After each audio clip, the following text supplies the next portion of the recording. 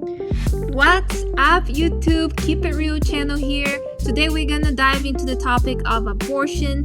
Let's see what Miss Candace is going to say about it. Let's go.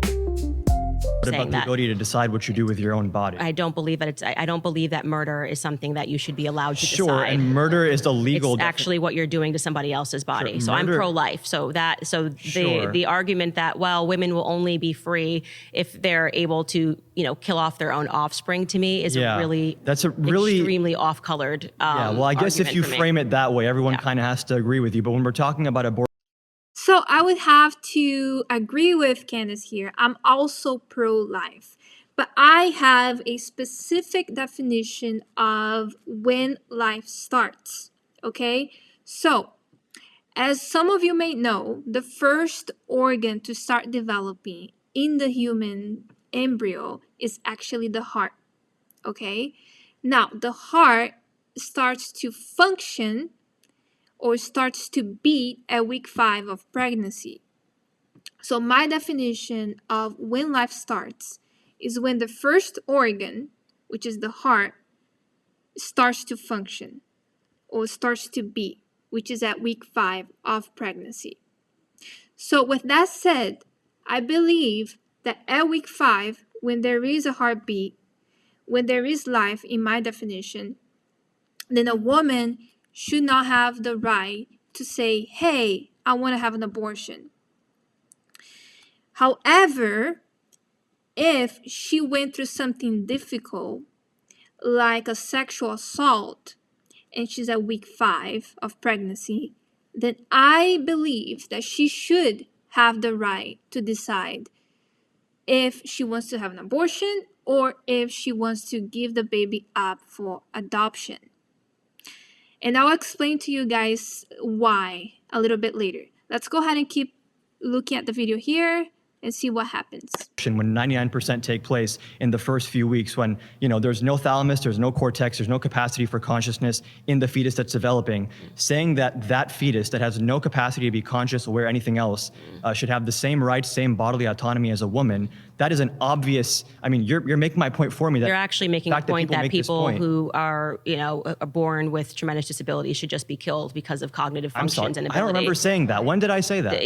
The best argument, which again, this is sidetracked. Saying that let's get back on track. Kill people with disabilities. Well, I'm saying that if you're saying I am saying that if you're saying that it's cognitive ability, and at what stage the ability you to think be conscious, and just so we're clear, disabled people are conscious. They're aware. Okay. So the best argument that it is a life is the fact that you have to kill it. You have to have a procedure to kill it, right? So you have to intervene on the development. Like living you said, human cells in it, but it's not conscious. You called it a developing life. Sure. If you have to go into your body and murder it, then it's murder. That there's living human cells in a fetus. Again, so we can just tack that off because we just have a fundamental disagreement on whether. So she's not saying because if there's an intervention where you have to kill something, that's already like killing a life. And he's more saying in order for something to be considered alive, that thing has to be conscious. And what I was saying is that what I define as alive would be like the first organ, the heart, starting to beat at week 5 of pregnancy. That's my definition of it. And then going back to why I believe that a woman that went through sexual assault should have the right at week 5 to decide whether or not she wants an abortion, even though there's already a heartbeat. Why I believe that is because if that woman had a child, she's gonna go through a lot of difficulties. First, there's shame, right? She's probably gonna be thinking, I didn't ask for this. This is due to a sexual assault. I didn't ask for the baby, and I feel shameful that I have these thoughts of actually not wanting to nurture and care for this baby. There's also the shame of being broken because the woman was sexually assaulted and the kid comes from a sexual assault. Right? There's all that shame. And plus, there is a trauma trigger. For some of you that may not know what a trauma trigger is, a trauma trigger would be anything in the environment that reminds you of a traumatic event. So, in this situation, if a woman was sexually assaulted and a kid came out of that, if she actually had the kid could be a trauma trigger for her. The kid could be a reminder of what happened to her. It could bring up memories of the sexual assault that she had. So that's when I believe having the kid could be harmful. And that's when I believe that a woman should choose in that situation to have an abortion so that she can prevent that from happening. Plus, there's also situations where the kid actually look like the person who committed the sexual assault, and that is an additional barrier to raising the kid. Because if the kid looks like the person who assaulted you, obviously there's going to be unintentional resentment towards the kid, like it or not, right?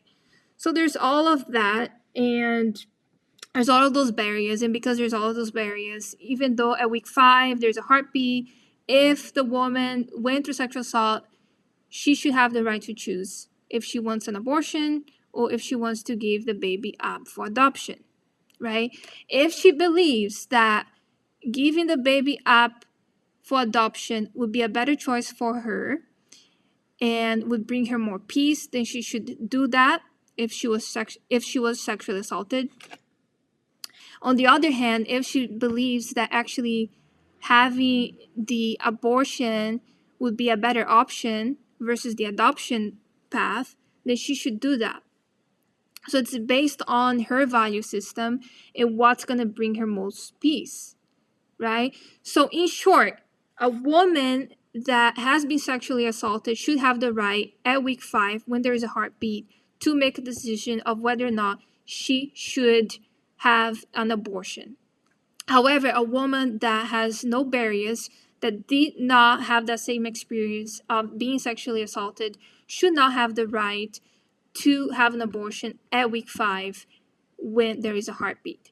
So that is my belief. I want to hear from you guys. So if you guys can leave a comment down below, I'd love to hear your opinion on this. Like the video and subscribe. And I'll see you next time.